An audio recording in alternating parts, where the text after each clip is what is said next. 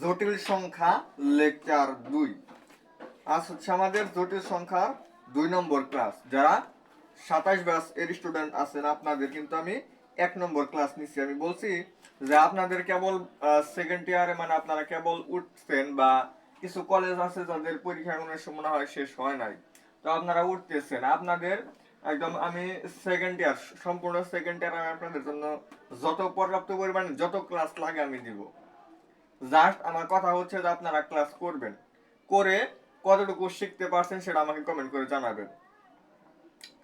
আর হ্যাঁ, যারা এই যে ব্যাড কমেন্ট করেন, এই ব্যাড কমেন্ট করলে কিন্তু আপনার চ্যানেলের ক্ষতি। এটা কিন্তু আমার র্যাঙ্ক বাড়বে। আপনি কমেন্ট করতেছেন, এটা কিন্তু আমার চ্যানেলের র্যাঙ্ক বাড়তেছে, কিন্তু আপনার র্যাঙ্ক কিভাবে কমবে? কেন কমবে? কারণ হচ্ছে একটা চ্যানেল বা যে কোনো একটা ফেসবুক হতে পারে, ফেসবুকের আইডি হতে পারে, যেখান থেকে হোক, আপনি কোনো একটা জায়গায় যদি ব্যাড কমেন্ট করেন তাহলে কিন্তু আপনার আইডিটা ডিসেবল হওয়ার সম্ভাবনা থাকে, এরকম নষ্ট হয়ে যাওয়ার সম্ভাবনা থাকে। তো আমি দেখলাম যে অনেকে ব্যাড কমেন্ট করেন, ব্যাড কমেন্ট গুলা করবেন না। এবার আপনার চ্যানেলেরই ক্ষতি হবে, আমার কোনো কিছু হবে না।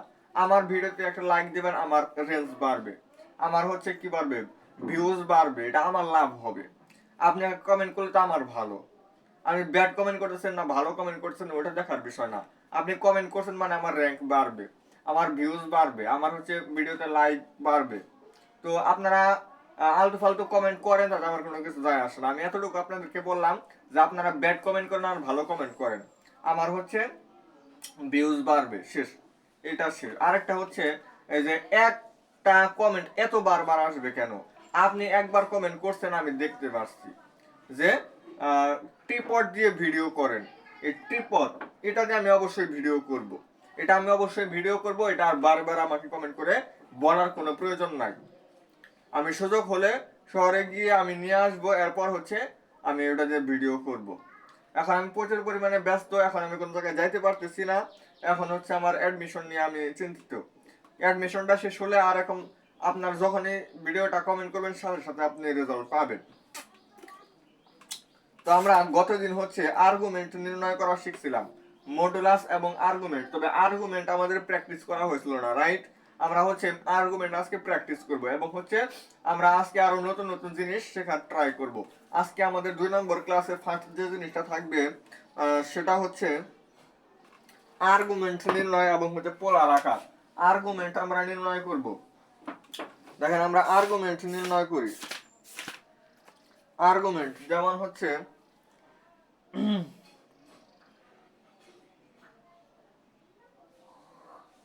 আমরা আর্গুমেন্ট নির্ণয় করব, যেমন -1 + √3i। এটা আমাদের একটা জটিল সংখ্যা। এই জটিল সংখ্যাটা আমাদের আর্গুমেন্ট, অর্থাৎ এ আর জি লেখা থাকবে। যদি লেখা থাকে এম ও ডি, তার মানে হচ্ছে মডুলাস। এ আর জি লেখা থাকলে আর্গুমেন্ট, এটা কিন্তু আমাদের বুঝতে হবে। তাহলে আর্গুমেন্ট নির্ণয় করতে বলছে মানে কি, এ আর জি লেখা থাকবে। এ আর জি দেখে বুঝবো যে এটা আমাকে আর্গুমেন্ট নির্ণয় করতে বলছে। আর্গুমেন্ট নির্ণয় এখানে কিভাবে বুঝবো? এখানে আমরা যদি এক্স প্লাস আই ওয়াই যদি কল্পনা করি, তাহলে এক্স এর জায়গায় যে আছে সে হচ্ছে ঋণাত্মক, বলেন ঠিক কিনা?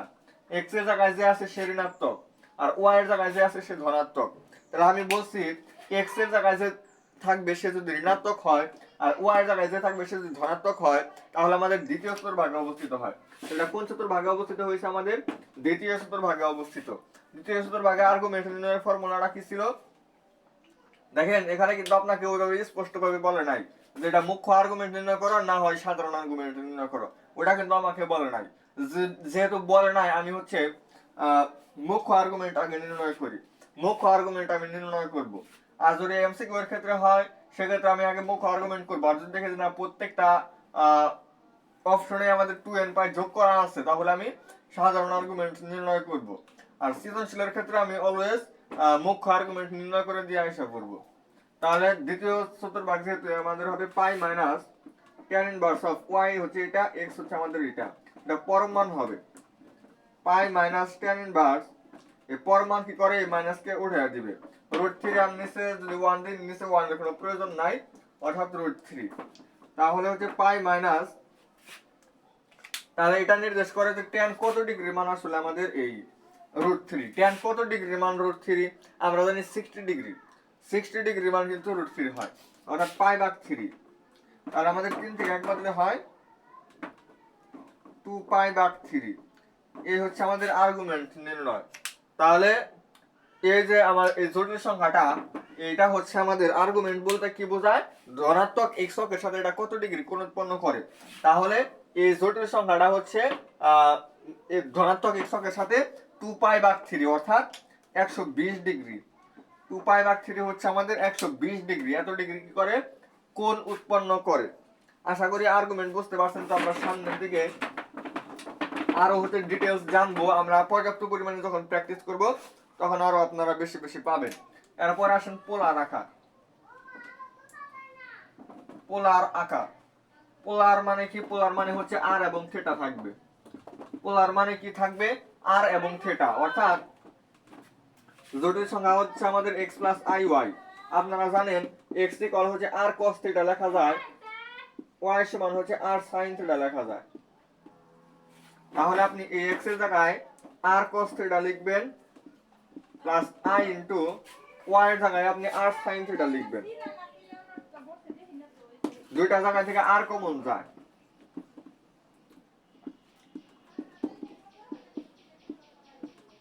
এখানে r, r মানে হচ্ছে মডুলাস, সেটা হচ্ছে আমাদের আর্গুমেন্ট। জাস্ট এতটুকু বুঝতে পারলে আপনার পোলার আকার শেষ। তাহলে পোলার আকারটা কিভাবে আসলো, আমাদের জটিল সংখ্যাটা এটা হচ্ছে আমাদের কার্তেশীয় আকার। কার্তেশীয় আকার হচ্ছে x প্লাস আই ওয়াই। আমি যখন x এর জায়গায় r cos থিটা বসাইলাম, y এর জায়গায় r sin থিটা বসাইলাম, বসানোর পর হচ্ছে আমি r কমন নিব। r কমন নিলে r into cos theta plus i sin theta হয়। এটা হচ্ছে আমাদের কি আকার, এটা হচ্ছে আমাদের পোলার আকার। এটা হচ্ছে আমাদের পোলার আকার। পোলার আকার হইলো যেখানে আমাদের আর, আর বলতে কি মিন করে, আর বলতে আমাদের মডুলাস কে মিন করে। আর বলতে কাকে মিন করে, মডুলাস। আর থিটা বলতে কাকে মিন করে, আর্গুমেন্ট। অর্থাৎ আমাদের জটিল সংখ্যাটা দেওয়া থাকবে, ওটাকে যদি আমার পোলার আকারে নিতে বলে, আমি জাস্ট আগে কি করব, আগে হচ্ছে ওটার মডুলাস এবং আর্গুমেন্ট নির্ণয় করব। এবং এটার মধ্যে আমরা আর এর জায়গায় মডুলাস মানটা বসাবো, থিটার জায়গায় আমরা আর্গুমেন্ট মানটা বসাবো। এই সিরিয়ালে আমরা বসাইলেই আমাদের পোলার আকার আইসা করবে। তাহলে পোলার আকারটা কি পেলাম আমরা, r into cos theta plus i sin theta. r into cos theta plus i sin theta, এটা হচ্ছে আমাদের পোলার আকার। আর হচ্ছে মডুলাস, থিটা হচ্ছে আর্গুমেন্ট। শেষ। তাহলে আসলে আমরা পোলার আকারে একটা প্র্যাকটিস করি, যার কারণে আমাদের কি হবে, যার কারণে আমাদের একটা মডুলাস নির্ণয় করাটাও আমাদের আবার প্র্যাকটিস হয়ে গেল। মডুলাস নির্ণয় করলাম, আর্গুমেন্ট নির্ণয় করলাম। আর্গুমেন্ট ছাড়া তো আপনি পোলার আকার নির্ণয় করতে পারতেছেন না। তাহলে আমি আগে কি করব, একটা জটিল সংখ্যার মডুলাস নির্ণয় করব, আর্গুমেন্ট নির্ণয় করব, এরপর হচ্ছে ওটাকে আমরা পোলার আকারে প্রকাশ করব। তো আসেন, পোলার আকার তো আমরা বুঝতে পারলাম।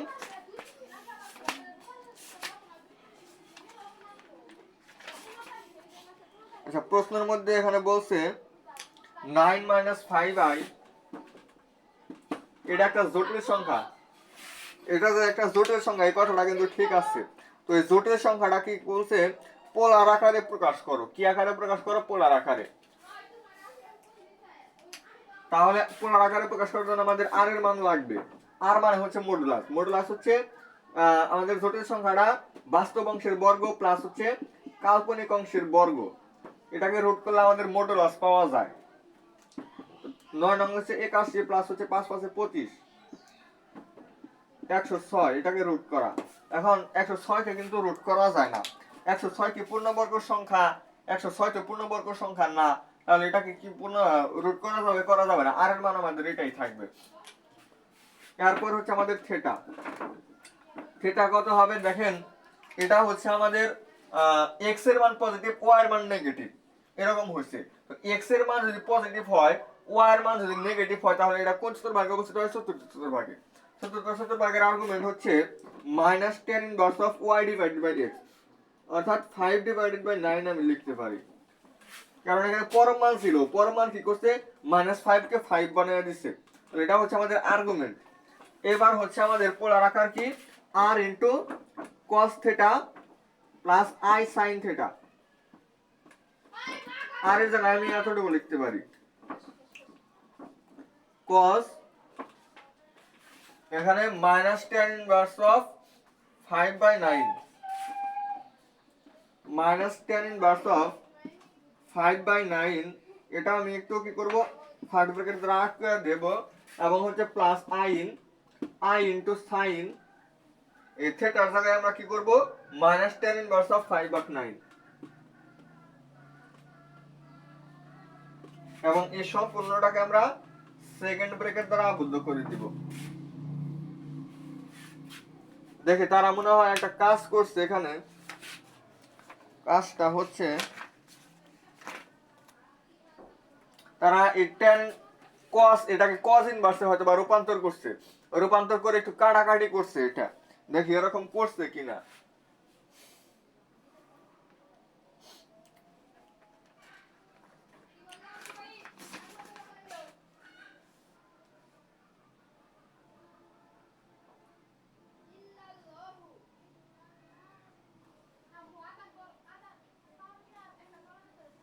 না, তারা যে কাজটা করছে হচ্ছে তারা থিটার মানটা বসানে, তারা এতটুকুই রাখছে, অর্থাৎ বইয়ে যেভাবে অ্যান্সারটা দেওয়া, তারা থিটার মানটা বসায় নাই।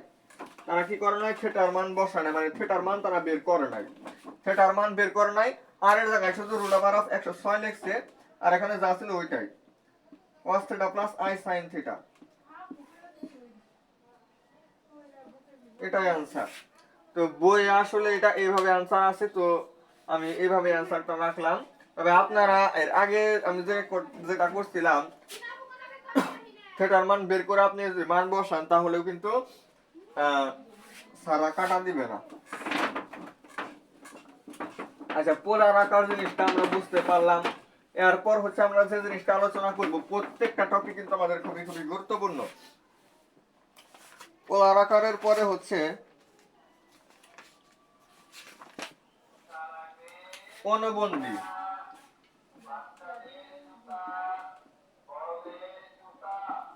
অনুবন্ধী জিনিসটা কি? ধরেন যে একটা জটিল সংখ্যা হচ্ছে, জটিল সংখ্যাকে আমরা z দ্বারা প্রকাশ করি, z equal x plus i y. অনুবন্ধী মানে কি?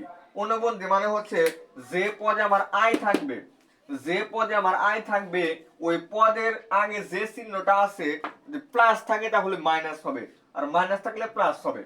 আর অনুবন্ধী জটিল সংখ্যাকে আমাদের z এর উপর বার চিহ্ন দ্বারা প্রকাশ করা হয়। এটা হচ্ছে আমাদের x মাইনাস আই ওয়াই, এরকম হবে। মানে এই পদে আমার আই ছিল, এই কারণে আগে প্লাস থাকার কারণে আমরা মাইনাস দিয়ে দিচ্ছি। যদি এখানে মাইনাস থাকতো তাহলে আমরা এটা প্লাস দিতাম, কারণ এটা আমাদের জেড বার বার, মানে জেড বার হচ্ছে একটা জটিল সংখ্যা, আবার বার করলাম, তাহলে আমাদের দেখেন এক্স এই মাইনাস চিহ্ন পরিবর্তন হয়ে আমাদের আগে এটাই হবে, মানে বারবার কি হয়, কাটা যায়, বারবার কি হবে, আমাদের কাটা যাবে। অর্থাৎ একটা জটিল সংখ্যাকে আমরা দুইবার অনুবন্ধী করলে আমরা আগের জটিল সংখ্যাটা কি পাবো, ফিরিয়ে পাবো। তো মনে রাখবেন যে একবার অনুবন্ধী করলে একবার বার দিতে হবে, দুইবার অনুবন্ধী করলে দুইবার, ওই বার এবং বার কি হবে, কাটাকাটি যাবে। সুতরাং z ইকুয়াল হচ্ছে z বার বার, এটা আপনারা লিখতে পারবেন। এটা কি করা যায়, লেখা যায়। আর z এর অনুবন্ধী কত, অনুবন্ধী z বার, z এর অনুবন্ধী কত আমাদের z বার। এবার দেখেন আপনাকে দিল মাইনাস আই প্লাস টু, এটার অনুবন্ধী কত হবে? তাহলে আই কোন পদে আছে, যে এটা, তাহলে এটার আগে যে চিহ্ন আছে মাইনাস, এটা হয়ে যাবে প্লাস, আগে প্লাস দেওয়ার দরকার নাই, তাহলে এটা হবে আমাদের আই প্লাস টু, এটা হবে আমাদের কত, আই প্লাস টু। তাহলে অনুবন্ধী কিভাবে নির্ণয় করতে হয় আশা করি আপনারা বুঝতে পারছেন।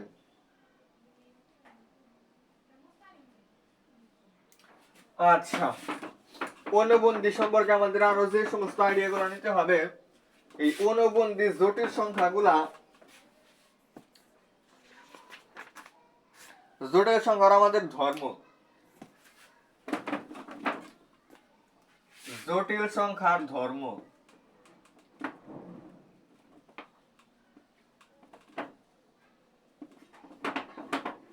এই জিনিসটা কি বলা হচ্ছে, এক নম্বর যেটা,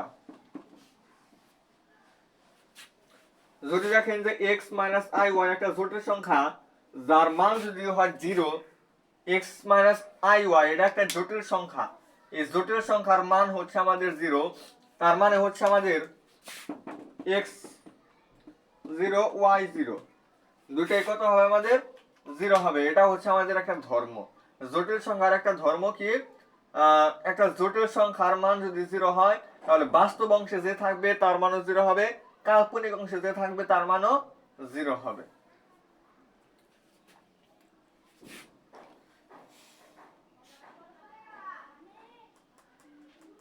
দুই নাম্বার বলছে হচ্ছে a প্লাস id একটা জটিল সংখ্যা আর হচ্ছে c প্লাস id একটা জটিল সংখ্যা। এই দুইটা জটিল সংখ্যা যদি সমান হয়, এই দুইটা জটিল সংখ্যা যদি কি হয়, সমান হয়, তাহলে a এবং c সমান b এবং d সমান, অর্থাৎ উভয় পাশের বাস্তব অংশগুলা সমান হবে এবং আয়ের সহগগুলা অর্থাৎ কাল্পনিক অংশগুলা সমান হবে। এই পাশে বাস্তব অংশ a, এই পাশে বাস্তব অংশ c, দুই পাশের বাস্তব অংশ সমান, দুই পাশে আয়ের সহগ কি হয়েছে, সমান হয়েছে। তো এটাই হচ্ছে আমাদের ধর্ম। যদি দুইটা জটিল সংখ্যা সমান হয়, দুইটা জটিল সংখ্যা যদি সমান হয় তাহলে দুইটার যে বাস্তব অংশ, এই বাস্তব অংশ সমান হবে এবং হচ্ছে কাল্পনিক যে অংশটা অর্থাৎ আয়ের সহগ যেটা সেটাও কি হবে, সমান হবে। আচ্ছা,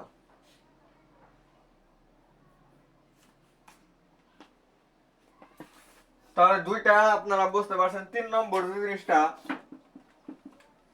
দুইটা জটিল সংখ্যা যদি আমাদের অনুবন্ধী হয়, একটা হচ্ছে x প্লাস আই ওয়াই আর একটা হচ্ছে x মাইনাস আই ওয়াই, তাহলে এই যে দুইটা জটিল সংখ্যা আমাদের আছে এটার অনুবন্ধী কিন্তু আমাদের এটা, কারণ আয়ের সহগ মানে আয়ের আগে যে চিহ্নটা ছিল ওই চিহ্নটা শুধু পরিবর্তন করা হয়েছে।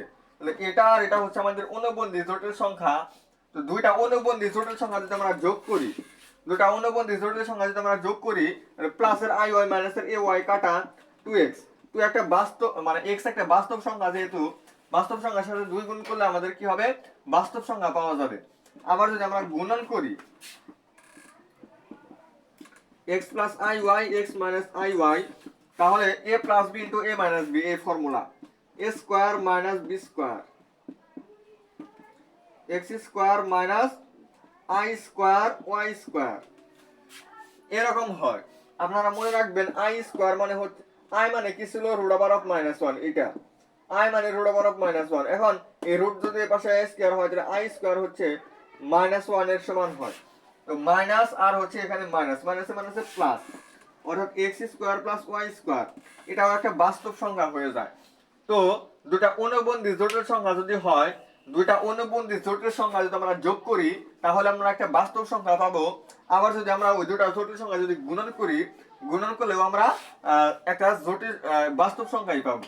দুটা অনুবন্ধী জটিল সংখ্যা যোগ করলে বাস্তব সংখ্যা, গুণ করলেও আমরা বাস্তব সংখ্যা পাবো। দুটা জটিল সংখ্যা সমান হলে প্রথম মানে দুইটারই বাস্তব অংশ সমান হবে এবং আয়ের সহগ দুইটা সমান হবে। একটা জটিল সংখ্যা যদি 0 হয়, বাস্তব অংশ 0, কাল্পনিক অংশ 0।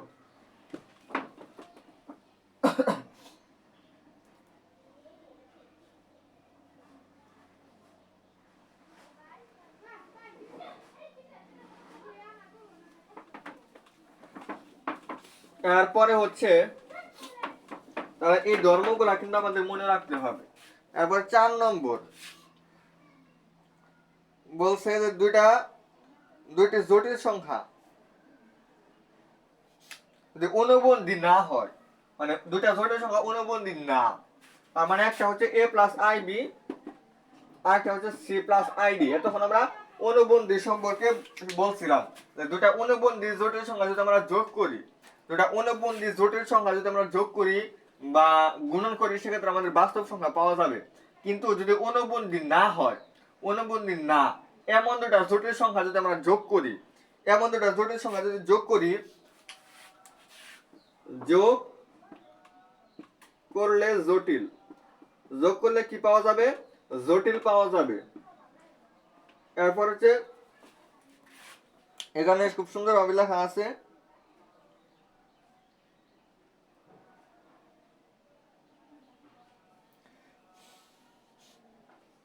অর্থাৎ এই দুটা জটিল সংখ্যা আপনি যোগ, বিয়োগ, গুণ, ভাগ আপনি যাই করেন, এই দুটা জটিল সংখ্যা আপনি যোগ করেন তাও একটা জটিল সংখ্যা পাবেন। এই দুটো জটিল সংখ্যা আপনি বিয়োগ করেন, একটা থেকে আরেকটা বিয়োগ করেন, তাহলে আপনি জটিল সংখ্যাই পাবেন। দুটো জটিল সংখ্যা আপনি গুণন করেন, তাও জটিল সংখ্যাই পাবেন। ভাগ করেন, তাও জটিল সংখ্যাই পাবেন। আচ্ছা, আবার আমরা সংখ্যার বর্গমূল করতে পারি। তো একটা জটিল সংখ্যারও বর্গমূল করা যায়, একটা জটিল সংখ্যারও কি করা যায়, বর্গমূল করা যায়। তো একটা জটিল সংখ্যার বর্গমূল আমাদের একটা জটিল সংখ্যা, এটা মনে রাখবেন, জটিল সংখ্যার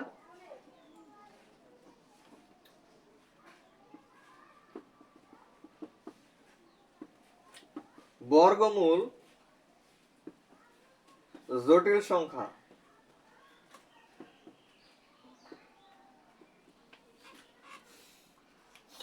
এটা জটিল সংখ্যার বর্গমূল হবে একটা জটিল সংখ্যা।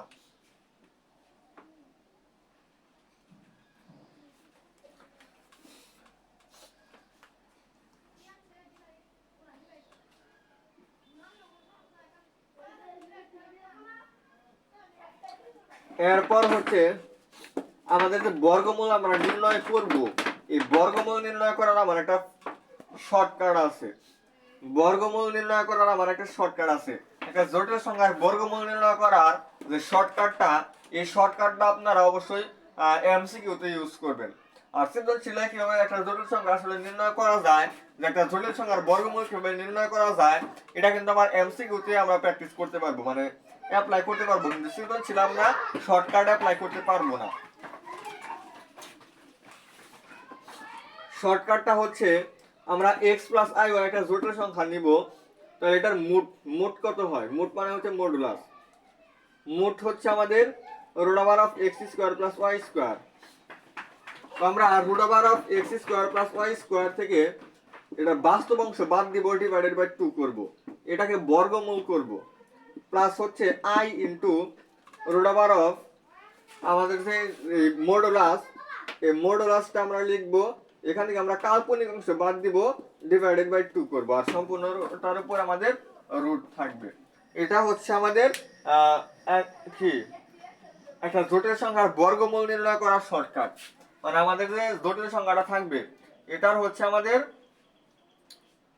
কি করব, মডুলাস, এই যে এতটুকু আমাদের মডুলাস নির্ণয় বোঝাচ্ছে।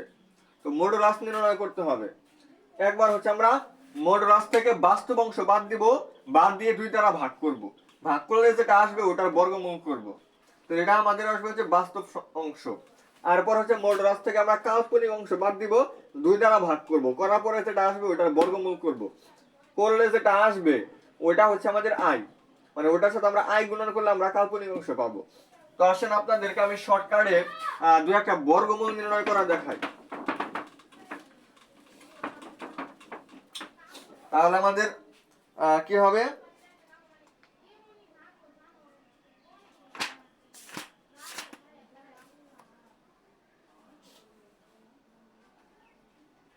বর্গমূল যেমন -7 প্লাস 24i, এটা আমাদের একবার আসছিল, এটা ছিল আসছিল যদিও, কিন্তু এমসিকিউ তে যদি আসে তাহলে কিন্তু আমরা শর্টকাটে করতে পারবো, এটা আমরা শর্টকাট দিয়ে করে ফেলতে পারবো। কিভাবে, এটার বর্গমূল কত হবে, এটার বর্গমূল হচ্ছে আমাদের, বর্গমূল মানে উপরের রুট ওভার, তাহলে বর্গমূল আমি কিভাবে নির্ণয় করতে পারবো, অবশ্যই এটার মডুলাস মানে -7 স্কয়ার প্লাস 24 স্কয়ার, এটা রুট, তাহলে এটা কত আসে 49 প্লাস হচ্ছে এটা কত আসে 576,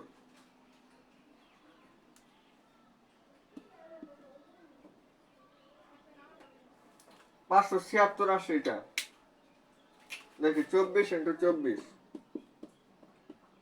4 4 16 6, আর তাহলে 1 4 গুণে 8, 4 গুণে 8, 8 8 16 আর 17, 17 7, 17 1, 4 রাখে হচ্ছে 5, 576, 576 আর হচ্ছে 49, এই দুটো যোগ করে রুট ওভার করতে হবে। তাহলে হচ্ছে আমাদের কত 9 আর হচ্ছে 6, 9 6 15, 15 5 1, 1 এর সাথে 8, 8 এর সাথে 12, 12 দিয়ে 1 1 5 হচ্ছে 6, 6 25 কে রুট করলে হয় 25।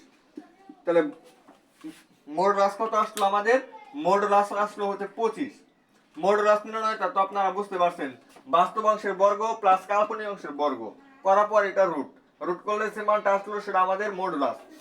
এই মডুলাস থেকে আমরা বাস্তব অংশ বাদ দিব, -7 ডিভাইডেড বাই 2 এটা রুট ওভার করি, তাহলে কত আসে 25 প্লাস 7 ডিভাইডেড বাই 2 এটা রুট ওভার।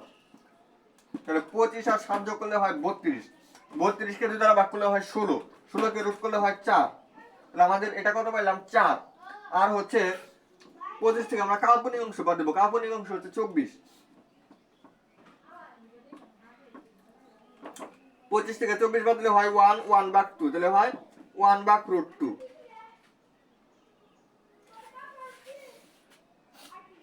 1/√2 তাহলে 4 প্লাস i ইন্টু 1/√2। আমরা √2 লসাগু নিলে হয় 4√2 প্লাস i, এরকম আসবে আমাদের।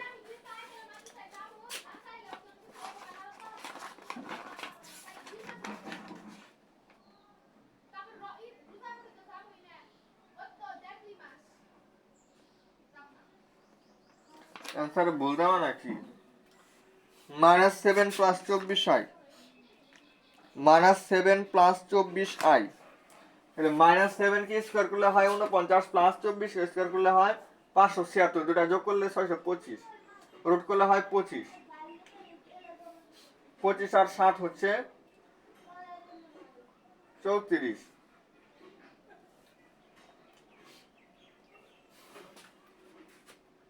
না 32, 32 কে দুটো ভাগ করলে হয় 16, রুট করলে হয় 4। হ্যাঁ ঠিক আছে, আমাদের হিসাব ঠিক আছে। তো যাই হোক, আমরা যখন বোর্ডের পর্যাপ্ত পরিমাণে এমসিকিউ গুলো সলভ করব, ওইখানে যে বর্গমূল গুলো আছে ওইখানে আর ভুল হবে না, তো ওইগুলো আমরা সলভ করতে পারবো।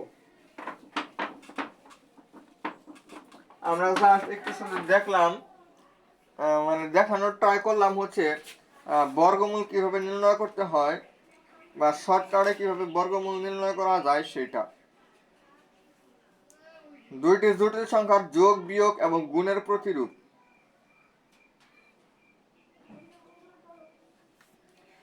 দুটি জটিল সংখ্যার যোগের প্রতিরূপ।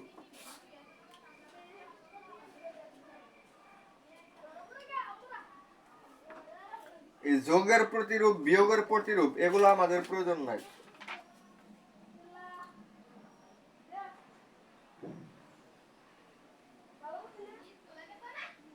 গুণের প্রতিরূপ এগুলো প্রয়োজন নাই। মনে রাখবেন যে যোগের প্রতিরূপ, বিয়োগের প্রতিরূপ, গুণের প্রতিরূপ, এই প্রতিরূপগুলো আমাদের কোনো প্রয়োজন নাই। দুটি জটিল সংখ্যার যোগফল এবং বিয়োগফলের মডুলাস। দুটা জটিল সংখ্যা আমাদের z1 এবং z2 দেওয়া আছে। এই দুটা জটিল সংখ্যা যোগ করলে যে জটিল সংখ্যাটা পাওয়া যাবে, এই দুটা জটিল সংখ্যা আমি যোগ করলাম, যোগ করলে যে জটিল সংখ্যাটা পাওয়া যাবে সেই জটিল সংখ্যার মডুলাস কত হবে? সেই জটিল সংখ্যার মডুলাস হবে তাদের আলাদা আলাদা মডুলাসের যোগফলের সমান। অর্থাৎ আমরা লিখতে পারি হচ্ছে এটার মডুলাস এবং এটার মডুলাস, এই দুটার মডুলাস হবে তাদের দুটার যোগফলের মডুলাসের সমান। তাহলে এই জিনিসটা আমরা একটু মনে রাখতে পারি। দুটা জটিল সংখ্যা z1 এবং z2, এই দুটা জটিল সংখ্যার আমরা আলাদা আলাদা মডুলাস নির্ণয় করে যোগ করব। যে রেজাল্ট আসবে, দুটা জটিল সংখ্যা আমরা যোগ করে তারপর মডুলাস করব, সেম রেজাল্টই আসবে। অনুরূপ ভাবে হচ্ছে আমাদের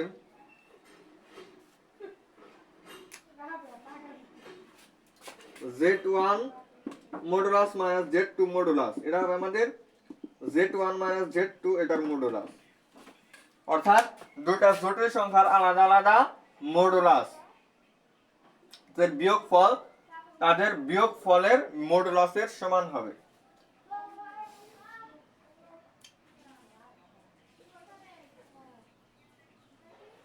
আর গুণন এবং ভাগের ক্ষেত্রে মডুলাস এবং আর্গুমেন্ট নির্ণয় করতে হবে। দুটা জটিল সংখ্যার গুণফলের মডুলাস, দুইটি জটিল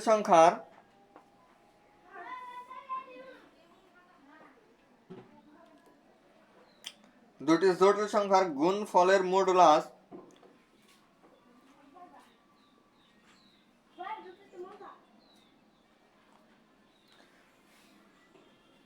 গুণফল Z1 এবং Z2 এদের মডুলাস হচ্ছে এটা হবে, অর্থাৎ মডুলাসের ক্ষেত্রে আসলে জিনিসগুলো সেম। দুটো জটিল সংখ্যা যদি আমরা মোট Z1 ইন্টু মোট Z2 করি, তাহলে আমাদের মোট আবার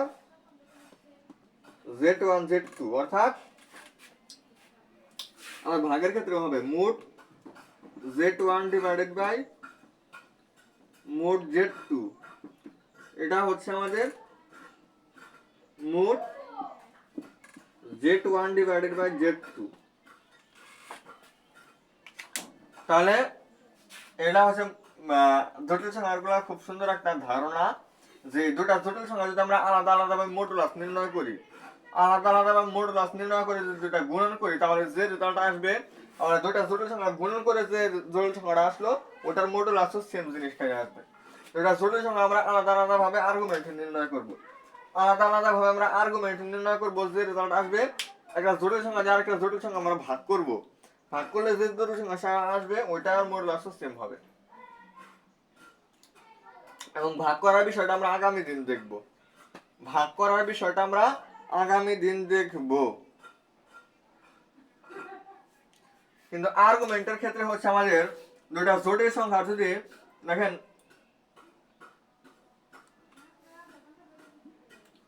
আর্গুমেন্ট এ আর বি, এটা আমাদের যদি গুণন হয়, দুটা জটিল সংখ্যার গুণফলের আর্গুমেন্ট, এদের আলাদা আলাদা আর্গুমেন্টের যোগফলের সমান, আর হচ্ছে দুটি জটিল সংখ্যার ভাগফলের আর্গুমেন্ট তাদের আলাদা আলাদা আর্গুমেন্টের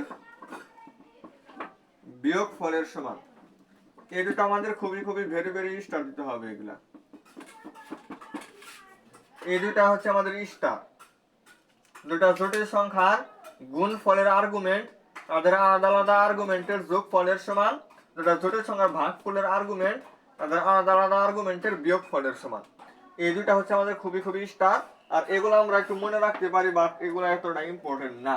এই দুটা হচ্ছে আমাদের খুবই খুবই গুরুত্বপূর্ণ। তো আসলে অনেক বেসিক আজকে আলোচনা করছি, আমাদের আয়ের পাওয়ার সংক্রান্ত আরো কিছু মানে আমাদের আরো শর্টকাট আছে, শর্টকাট বা আরো বেসিক আছে আমাদের, কারণ জটিল সংখ্যার আমাদের হাজার মানে অন্যান্য 3-4টা অধ্যায় মিলে যতটুকু বেসিক, এই একটা জটিল সংখ্যা এর থেকে বেশি বেসিক। তো যতটুকু বেসিক আলোচনা করছি একটু ফাস্ট বোঝাইছি আজকে, তো আগামী দিনে আর একটু স্লো বোঝানোর ট্রাই করব। যতটুকু বেসিক বোঝাইছি এতটুকু কভার করার ট্রাই করেন। আমরা আগামী দিন হচ্ছে আর পরবর্তী থেকে আয়ের পাওয়ার সংক্রান্ত, আয় বলতে যে আমাদের জিনিসটা আসছে এটার পাওয়ার 1000 হতে পারে, 2000 হতে পারে, সেক্ষেত্রে আমরা ওটার মান কিভাবে নির্ণয় করব, বর্গমূল, ঘনমূল, চতুর্থ মূল, এরপর হচ্ছে আমাদের কি ওমেগা সংক্রান্ত বিষয় আছে। আয় বলতে আসলে আয়টা গুণন করা মানে কি, ওটা কি বোঝায়, একটা জটিল সংখ্যার সাথে একটা জটিল সংখ্যা গুণন করা বলতে আসলে কি বোঝায়, বা a প্লাস আই বি আকারে সেটাকে আমরা প্রকাশ বলি, অর্থাৎ একটা জটিল সংখ্যা দ্বারা একটা জটিল সংখ্যার গুণ ভাগ, অনেক কিছু আমাদের এখনো পড়ে আছে, আমরা আস্তে আস্তে কি করবো শেষ করব। তো যেহেতু বলছি যে 5টা ক্লাস লাগবে, আজকে হচ্ছে 2 নম্বর ক্লাস শেষ হলে আমরা আগামী দিন হচ্ছে 3 নম্বর ক্লাস নিয়ে আসবো। তো সবাই ভালো থাকবেন। আসসালামু আলাইকুম ওয়া রাহমাতুল্লাহি ওয়া বারাকাতুহু।